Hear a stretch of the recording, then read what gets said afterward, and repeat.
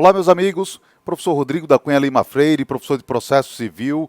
Convido vocês a conhecerem as minhas redes sociais, o meu Instagram, que é o Prof. Rodrigo da Cunha, e também o meu canal do Telegram, que é o Prof. Rodrigo da Cunha. Nós vamos falar aqui sobre diversos temas de processo civil, temas importantíssimos. E eu vou começar falando aqui a respeito dos princípios, os princípios gerais do direito processual civil.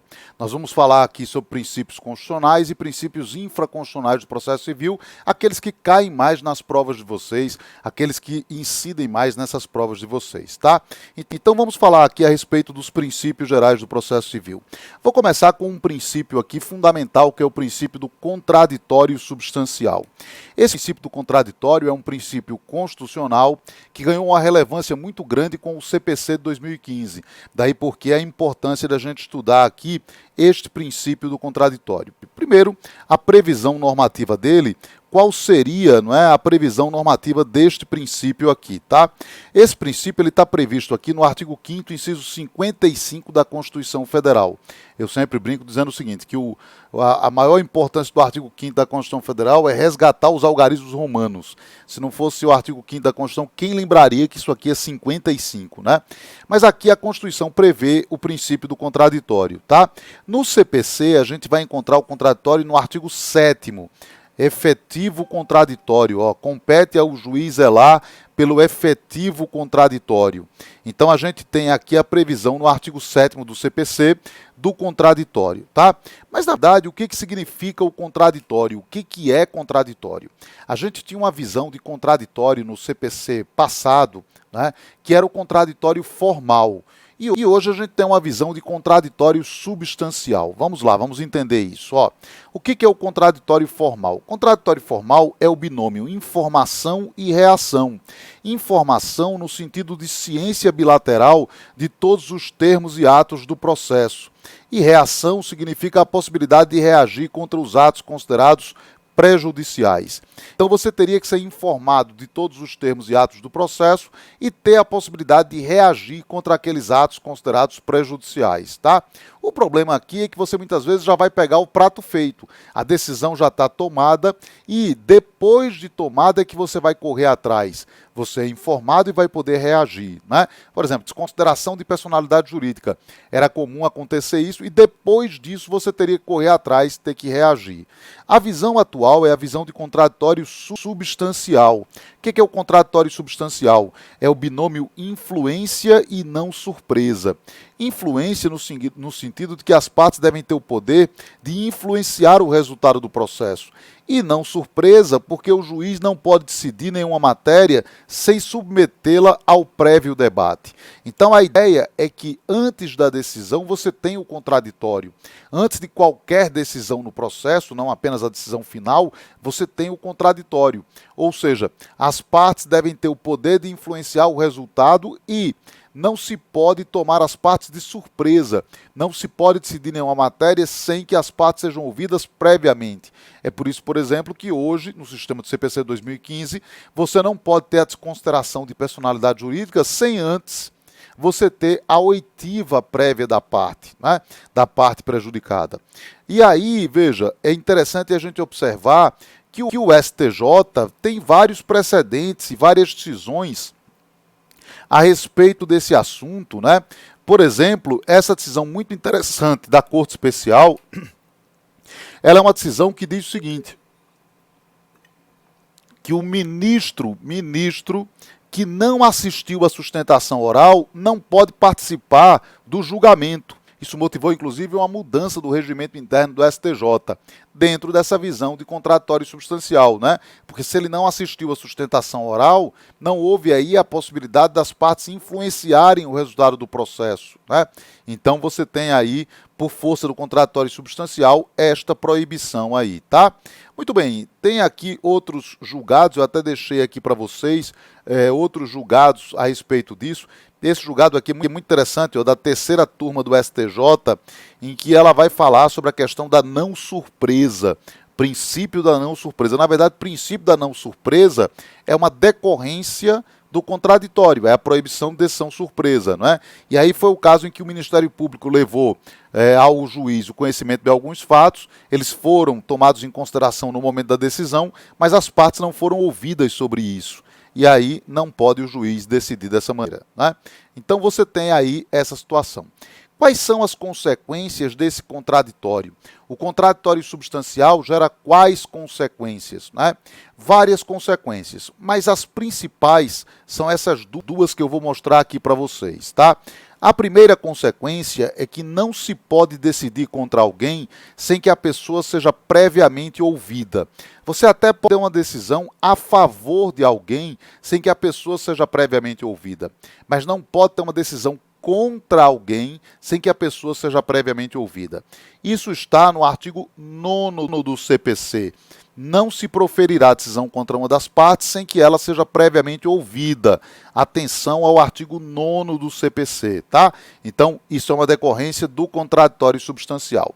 Mas veja, muitas vezes a prova não quer saber da regra, ela quer saber da exceção à regra. E as exceções ao artigo 9º estão aqui no parágrafo único. O parágrafo único do artigo 9º é que vai tratar das exceções. Por exemplo, decisão sobre tutela de urgência. O juiz pode decidir sobre tutela de urgência, antecipada ou cautelar, sem ouvir previamente as partes. Ou seja, liminarmente, inaudita altera a parte, sem a oitiva da outra parte, né?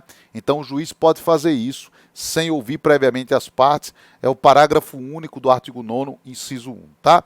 Outra exceção, decisões sobre tutela de evidência do artigo 311, incisos 2 e 3. 2 e 3. A tutela de evidência é uma figura que está no artigo 311 do CPC, né? E aí existem 4 hipóteses de tutela de evidência. O Código prevê que nos casos dos incisos 1 e 4, o juiz não pode decidir sem ouvir previamente as partes. Não é possível ter tutela de evidência liminarmente. Por exemplo, imagine aqui, abuso do direito de defesa.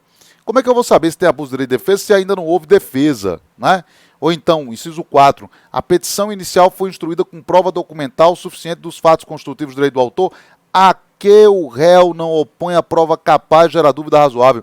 Como é que eu vou saber se teve prova capaz de gerar dúvida razoável do réu se ele ainda não foi ouvido? Então, nos casos dos incisos 1 e 4 do 311, não se admite a tutela de evidência liminarmente, sem ouvir a outra parte. Já nos casos dos incisos 2 e 3, admite-se. É possível a tutela de evidência liminarmente, sem a oitiva da outra parte, né? Então, 2 e 3 aqui são exceções aí ao contraditório substancial prévio, né? Porque ele vai se dar apenas a posteriori, tá? Porque pode se conceder sem a oitiva da outra parte, tá? Então, mais uma exceção aqui é essa, inciso 2 aqui do artigo 9º, parágrafo único, tutela de evidência nos casos do 311, 2 e 3. E o inciso 3 prevê a decisão do artigo 701 do CPC. Decisão do artigo 701 do CPC. Isso aqui se refere à ação monitória. A ação monitória é uma ação que quando você tem uma prova escrita, mas não tem essa prova escrita eficácia de título executivo. Então, quando você tem uma prova escrita sem eficácia de título executivo, como por exemplo um cheque prescrito, você vai poder promover a ação monitória, né? E aí o artigo 701 diz assim, quando o direito for evidente, o juiz já expede o mandado monitório, ou seja, já manda cumprir.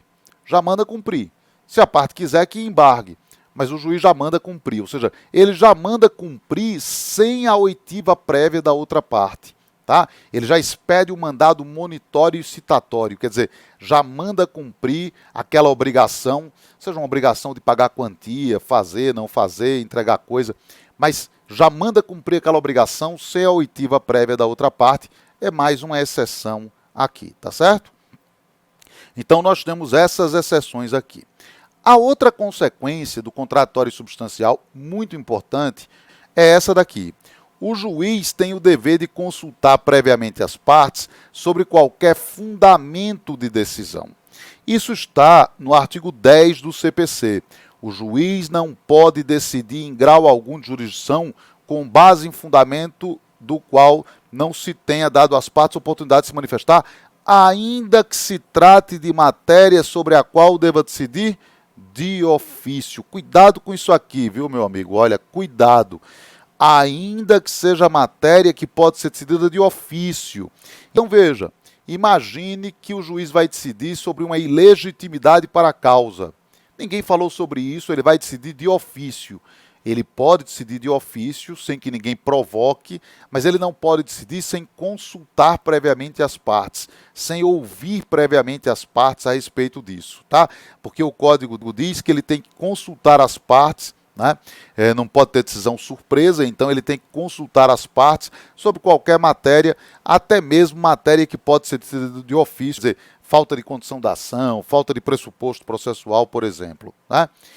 Nessa mesma linha, o artigo 493 diz que se houver um fato superveniente, né, o juiz vai poder tomar esse fato superveniente de ofício, ele vai poder, constatando esse fato, de ofício, levar em conta esse fato no momento de proferir a decisão. Mas, olha aqui o parágrafo único, ele vai ter que consultar previamente as partes. Ele não pode decidir isso sem a consulta prévia às partes, né? Então ele vai ter que consultar previamente as partes para decidir sobre isso, muito importante aqui. E nessa mesma linha você tem o 933 do CPC. O 933 é destinado aí aos recursos. Ele diz que no âmbito recursal, se o relator perceber uma matéria de ordem pública, uma matéria que pode ser conhecida de ofício, ou um fato superveniente, né, ele vai ter que fazer o quê? Ele pode tomar em consideração isso? Sim, mas tem que intimar as partes, ouvir as partes, no prazo de 5 dias, para depois decidir sobre isso, tá? Aliás, se ocorrer inclusive na sessão de julgamento, ele vai ter que suspender para poder ouvir as partes. O que pode acontecer é a parte abrir mão de ser ouvido em 5 dias e se manifestar ali na hora. Mas aí ela que abriu mão, ela que quis fazer isso, né? Então, inclusive, na sessão de julgamento vai acontecer isso, tá? Então, esse é o princípio do contraditório substancial. Um aspecto interessante aqui. Professor, você disse aqui que qualquer matéria, o juiz não pode decidir sem consultar previamente as partes. Sim, mas vamos agora ao jump of the cat, ao pulo do gato, né? Uma situação, assim, excepcional. Prescrição e decadência.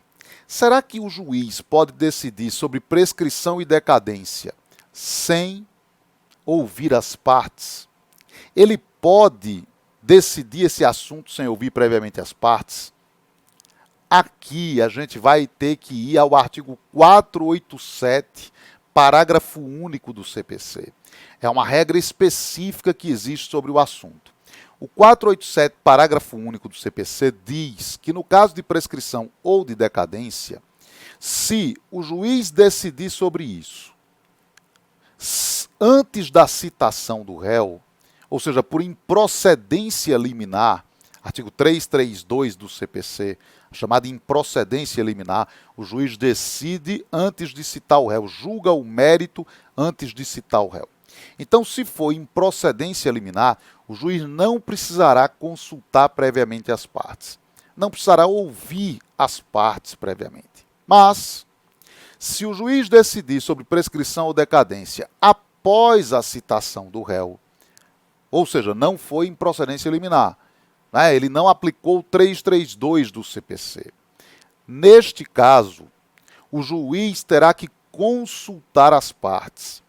Terá que ouvir as partes, tá? Então ele vai precisar consultar previamente as partes nesse caso. Então, o momento em que ele decide isso é importantíssimo. ACDC, que não é antes de Cristo, depois de Cristo, é antes da citação e depois da citação. Antes da citação, o juiz não precisa ouvir as partes. Depois da citação, o juiz precisa ouvir as partes. Tá? Então, cuidado com isso aqui, né? Aliás, dentro dessa linha, uma pergunta. O juiz pode decidir sobre prescrição de ofício? Pode sim. Em princípio, ele tem essa autorização. E decadência, o juiz pode? Existe um aspecto aqui que é lá do direito civil, não é aqui de processo civil. Mas é importante que você saiba, tá? Que é o seguinte, a decadência ela pode ser legal ou convencional. Então, lá no direito civil, o professor vai explicar isso. Decadência pode ser legal ou convencional. Né? No caso de decadência legal, o juiz pode decidir de ofício. No caso de decadência convencional, o juiz não pode decidir de ofício. Tá? Então, decadência legal, o juiz pode decidir de ofício, decadência convencional, o juiz não pode decidir de ofício. De qualquer maneira, tanto prescrição quanto decadência, e aí é qualquer tipo de decadência, o réu pode alegar isso em qualquer tempo e grau de jurisdição. Ele vai poder alegar em qualquer tempo e grau de jurisdição. Tá? Atenção, dentro desse tema do contraditório, atenção a uma coisa. O que cai muito na prova? O que cai muito na prova é se matéria de ordem pública, o juiz precisa consultar as partes, matéria que o juiz pode conhecer de ofício, se ele precisa consultar previamente as partes, né? É isso que cai muito em prova. Ou então essa questão da prescrição, questão da decadência, artigo 9º, artigo 10 do CPC, principalmente esses dois dispositivos. Fiquem atentos a isso. É isso, amigos. Meus amigos, um princípio importantíssimo do processo civil é o princípio da boa-fé objetiva. Esse é um princípio fundamentalíssimo hoje do processo civil, está no CPC. Né? O que é essa boa-fé objetiva? Vamos lá. Em primeiro lugar, a boa-fé objetiva está no artigo 5º do CPC. Então, o artigo 5º do CPC diz: aquele que de qualquer forma participa do processo deve comportar-se de acordo com a boa-fé. Vou chamar já a atenção de uma coisa aqui. Ó.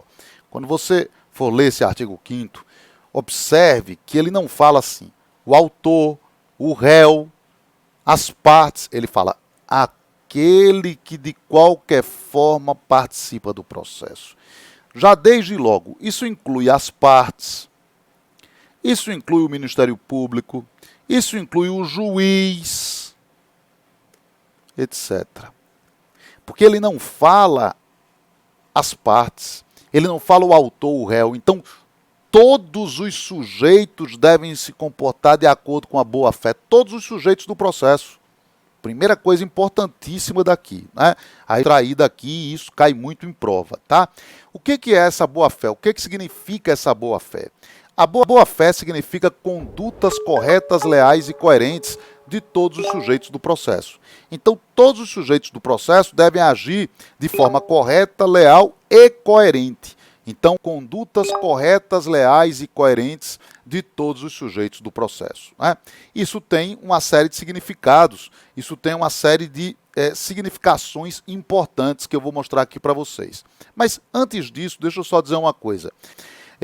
Esse princípio da boa-fé também se encontra no CPC como método de interpretação, de exegese. Quando o cara quer ser chique, ele escreve exegese, né? Quando ele não precisa disso, ele escreve interpretação. Mas para ser chique, aí ele põe lá exegese, aí quem lê diz assim, pô, esse cara é o máximo. Então, método de interpretação do pedido ou da decisão judicial. Veja, o artigo 322, parágrafo 2º. A interpretação do pedido considerará o conjunto da postulação e observará o princípio da boa-fé.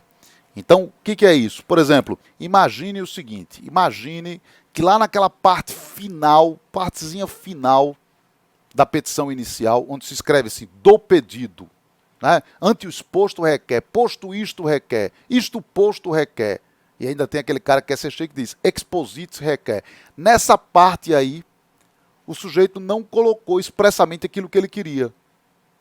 Mas no corpo da petição, ele falou. É possível extrair o pedido a partir de uma interpretação lógico-sistemática do corpo da petição e não apenas daquela parte final? Sim. Por quê? Artigo 322, parágrafo 2º. A interpretação do pedido considerará o conjunto da postulação e observará o princípio da boa-fé. Veja aqui também que isso também se aplica à decisão judicial. Artigo 489, parágrafo 3º. A decisão judicial também deve ser interpretada a partir de todos os seus elementos, não só do dispositivo, e em conformidade com o princípio da boa-fé. Ou seja, a boa-fé também serve como método de interpretação, seja do pedido, seja da decisão judicial. Tá? Então, era importante fazer esse parênteses aqui, abrir esse parênteses para falar disso aqui. Também você vai encontrar a boa-fé aí, tá? Mas vamos voltar aqui à boa-fé do artigo 5º do CPC. A boa-fé do artigo 5º do CPC. O artigo 5º do CPC, então, prevê que todos os sujeitos do processo devem se comportar de acordo com a boa-fé, e eu falei para vocês que boa-fé significa o quê? Condutas corretas, leais e coerentes de todos os sujeitos do processo. Uma das concretizações da boa-fé, muito interessante mesmo, e que cada dia é mais importante, é essa daqui, ó. O nemo potest venire contra factum próprio, ou a proibição do comportamento contraditório, da conduta incoerente. Né? Você pode encontrar só essa expressão aqui, venire contra factum próprio. O venire contra factum próprio, quer dizer, a conduta contraditória, incoerente. Né? Então, proíbe-se a conduta contraditória, incoerente. Por quê? Porque boa-fé exige condutas corretas, leais e coerentes. Então, imagina, vem a parte e oferece como garantia um determinado bem. Quando esse bem é penhorado, ela diz assim, não, mas é bem de família. Peraí, mas foi ela que ofereceu como garantia o bem. Venire contra factum próprio. Né? Vem o juiz e defere a suspensão do processo. Só que durante a suspensão do processo, o desgraçado vai lá e julga, sentencia. Venire contra factum próprio. Tem um caso interessante, isso virou questão de prova, que foi esse daqui, da segunda turma do STJ. A regra que veda o comportamento contraditório aplica-se a todos os sujeitos processuais, inclusive os imparciais. Não é aceitável o indeferimento de instrução probatória e, sucessivamente, a rejeição da pretensão por falta de prova. Olha que coisa curiosa. O juiz indeferiu produção de provas e depois julgou o pedido da parte improcedente por falta de provas. Que sacana, né? Indeferiu produção de provas e depois julgou o pedido da parte improcedente por falta de provas. Pois é, foi isso que aconteceu. Né? Então, isso aqui virou questão de prova. Né? Colocou-se numa prova sobre isso, e aí colocou-se a questão para dizer o seguinte, e isso aí é o quê? Isso aí é violação à boa-fé, né? Venire contra factum próprio. Tá? Então, este é o princípio da boa-fé. Outro princípio importantíssimo é o princípio da cooperação. Princípio também muito importante, o princípio da cooperação. Tá? E o que vem a ser o princípio da cooperação? O princípio da cooperação está no artigo 6º do CPC. Todos os sujeitos do processo devem cooperar entre si para que se obtenha em tempo razoável decisão de mérito justa e efetiva.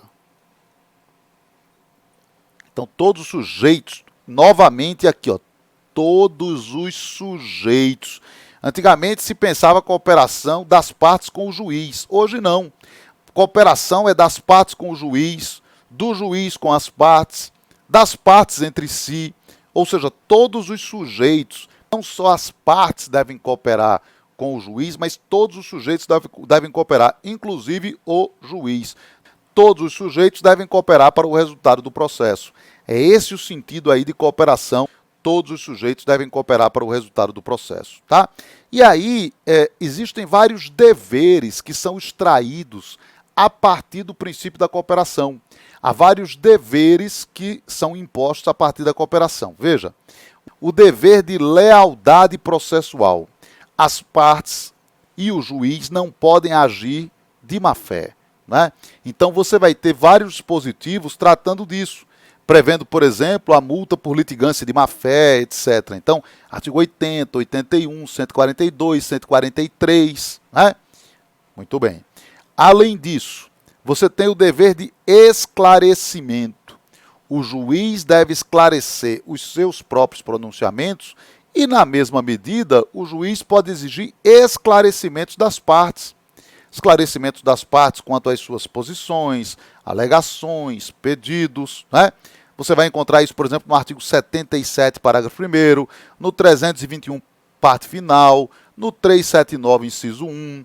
O 321 é bem explicativo disso. O 321 é o dispositivo que diz que se a petição inicial tiver algum defeito, alguma irregularidade, o juiz dará um prazo de 15 dias para o autor emendar ou completar a petição inicial. Esse dispositivo, na parte final dele, lá do caput do 321, se você olhar lá, você vai ver que está escrito nele que o juiz tem que esclarecer qual é o vício, dizer qual é o defeito. O juiz não pode dizer apenas emende, complete. Ele tem que dizer qual é o defeito, emendar para quê, completar para quê. Não é suficiente dizer emende, complete. Então é importantíssimo pensar nisso, tá? Outro dever aqui, aliás, está aqui, ó, ele, o 321, aqui, indicando com precisão o que deve ser corrigido ou completado. Indicando com precisão, porque dever de esclarecimento, né? Chamado dever de esclarecimento, tá? Nós temos também o chamado dever de proteção.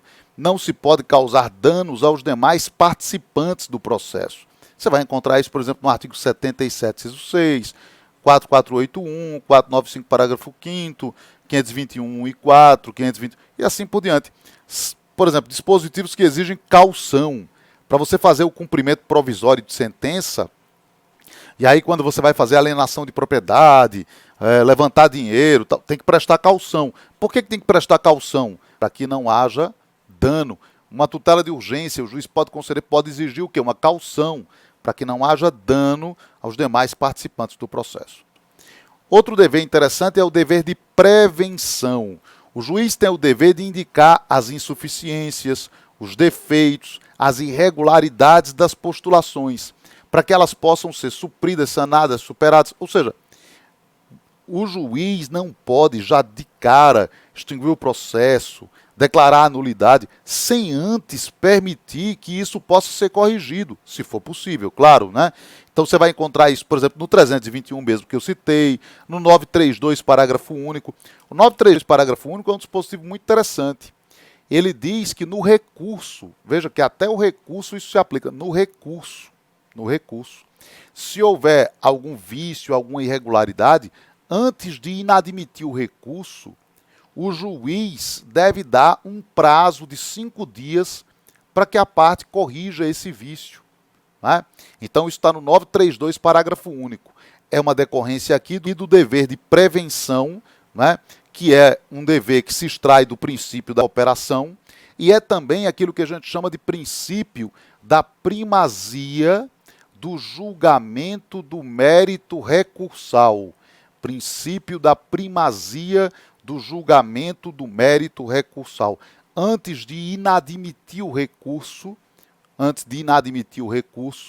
o juiz no caso lá, o relator, em geral é o relator, né? Juiz, fomos embargos de declaração perante o juiz, mas em geral vai ser o relator, deve permitir a correção daquele vício, né? Daquela irregularidade, tá?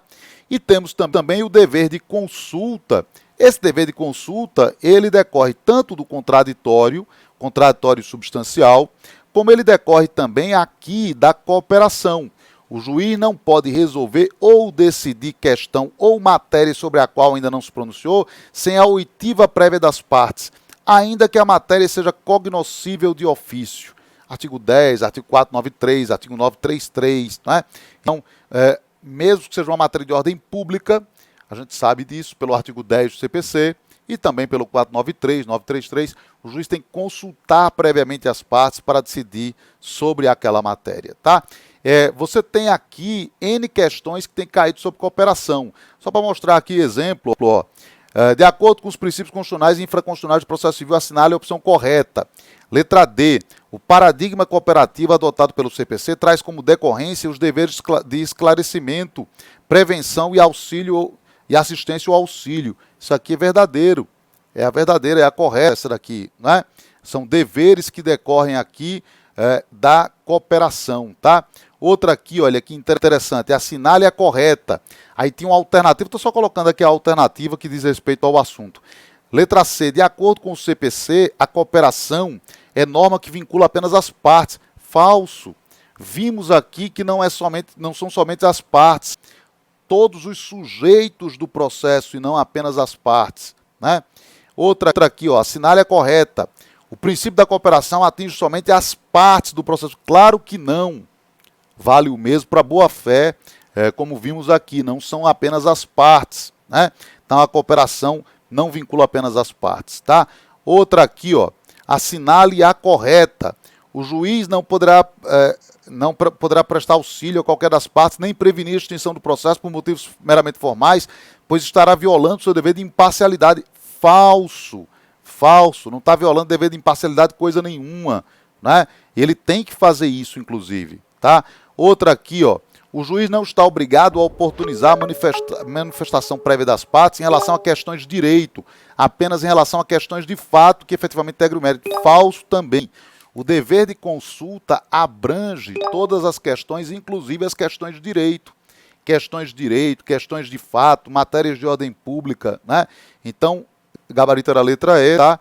Porque tudo isso aí é falso. Vou colocar só mais uma aqui, ó. De acordo com os princípios constitucionais e infraconstitucionais, o paradigma cooperativo e tal, como decorrência dos deveres, traz como decorrência deveres de esclarecimento, prevenção, auxílio. Sim, verdadeiro isso, né? Então você tem aí uma série de questões, tem outras aqui que eu deixei para o material de vocês, mas tem uma série de questões que são importantes e todas assim acabam girando a respeito dessas mesmas coisas. Fique atento a tudo isso aí, tá bom? É isso, meus amigos. Muito bem, pessoal, vamos falar aqui a respeito de um princípio constitucional importantíssimo. É este princípio aqui, ó, o princípio do juiz natural, né?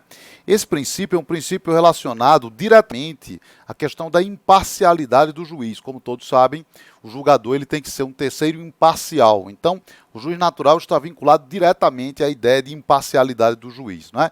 E o que vem a ser o juiz natural? O que é o juiz natural, né? É o juiz vegano? Não, não é isso, tá? Bom, em primeiro lugar, vamos lá. Vamos colocar aqui, o juiz natural, ele está na Constituição Federal, né? Ele está previsto no artigo 5º, inciso 37, primeira coisa importante aqui. Então, artigo 5º, inciso 37 da Constituição Federal, né? Não haverá juízo ou tribunal de exceção. E ele está também no artigo 5º, inciso 53. Ninguém será processado nem sentenciado, senão pela autoridade competente. Então, ele está previsto aí nesses dois incisos do artigo 5º da Constituição Federal, né? E o que vem a ser o juiz natural? O juiz natural é aquele previamente definido pelo ordenamento jurídico como competente. Previamente definido pelo ordenamento jurídico como competente. Ou seja, definido como competente pelo ordenamento jurídico, né, por critérios objetivos do ordenamento jurídico, antes que o fato ocorra, antes da ocorrência do fato, para que a sua imparcialidade não seja afetada por designações casuísticas. Então a ideia é a seguinte, a ideia é que antes do fato ocorrer, já se sabe qual é o juízo competente para a hipótese de ocorrer aquele fato. Então, se acontecer aquilo, já se sabe qual é o juízo previamente competente. A lei, o ordenamento jurídico, por meio de critérios objetivos, já definiu previamente qual é o juízo competente, né? Por isso é que a Constituição diz, ó, primeiro, não haverá juízo ou tribunal de exceção. O que é um juízo ou tribunal de exceção? É aquele juízo ou tribunal criado especificamente para aquele caso, para aquela situação. Por exemplo, internacionalmente nós tivemos um caso que foi o Tribunal de Nuremberg, criado para o julgamento dos nazistas, né, após a ocorrência do fato. Isso não é permitido aqui pela nossa Constituição Federal, né? E também você tem aqui o inciso 53, que diz, ninguém será processado nem sentenciado, senão pela autoridade competente. A autoridade competente é aquela o quê? Previamente definida pelo ordenamento jurídico como competente, né? Então, isso é a autoridade competente, pela lei, pela Constituição, pelo que quer que seja, previamente definido. Então, ninguém será processado nem sentenciado, senão pela autoridade. Não pode ter uma designação de um juízo ad hoc. Ad hoc quer dizer para o caso. Para o caso. O juiz não pode ser designado ad hoc para o caso, né? Então você não pode ter essa designação ad hoc para o caso, tá? Por quê? Porque isto iria violar o quê? A ideia de imparcialidade do juiz. Então a ideia de imparcialidade ficaria afetada se nós permitíssemos uma coisa dessa. Imagine se você tivesse o seguinte, olha, aconteceu um determinado fato, e aí depois disso vem o presidente do Tribunal de Justiça, não, eu quero que o juiz da terceira vara civil da comarca da capital aprecie aquilo, porque é alguém com quem ele tem afinidade. Imagina, por exemplo, essas questões de improbidade administrativa. Se o TJ pudesse chegar, o presidente do TJ, por exemplo, pudesse chegar e dizer, então eu quero que aquele juiz lá, específico lá da quarta vara de família, da quarta vara da Fazenda Pública, que ele seja, claro, porque ele sabe que o titular dali é alguém, né, tem afinidade com ele e tal. Obviamente isso afetaria a imparcialidade do juiz, né? Agora, uma pergunta, será que o princípio do juiz natural pode ser aplicado ao Ministério Público? Existe o princípio do promotor natural? Essa é uma questão interessante. Se o Ministério Público ele também é afetado pelo princípio do juiz natural, e aí seria o promotor natural, né? Muitos entendem que sim, que o princípio também se aplica ao promotor, ao Ministério Público, né?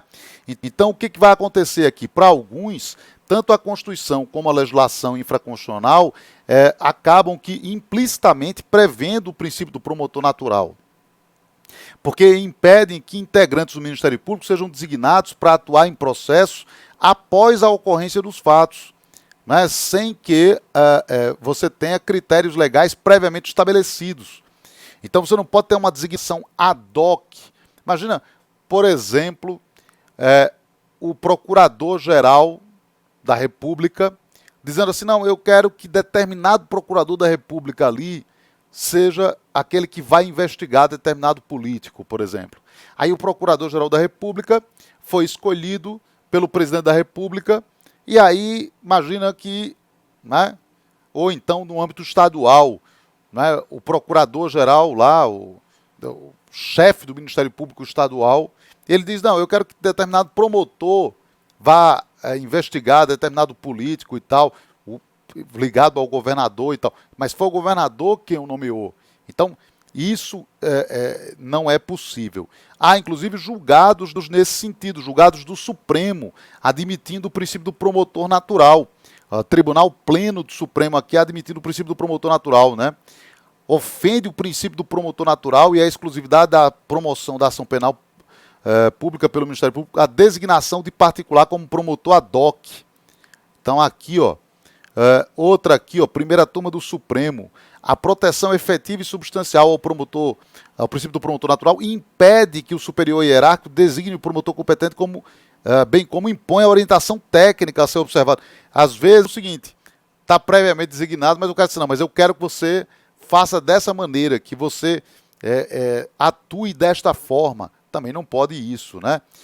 Primeira turma do Supremo também aqui admitindo o promotor natural. Então, a gente tem vários julgados, inclusive do Supremo, admitindo o promotor natural. Julgados também do STJ. O STJ está admitindo aqui o promotor natural, né? Então, o promotor natural é um princípio admitido pelo Supremo, pelo STJ. Agora, importante saber que é o seguinte, não se admite a ideia de delegado natural. Delegado natural não. Por isso que o delegado pode ser designado ad hoc para o caso. Então, o delegado não existe, o delegado natural. Existe o juiz natural, existe o promotor natural. Aliás, em relação ao promotor natural, se você der uma olhada no próprio inciso 53, veja que ele fala assim, ninguém será processado nem sentenciado. Sentenciado seria pelo juiz, mas aqui ele fala processado. Processado poderia ser o Ministério Público. E aí ele fala assim, não pela autoridade.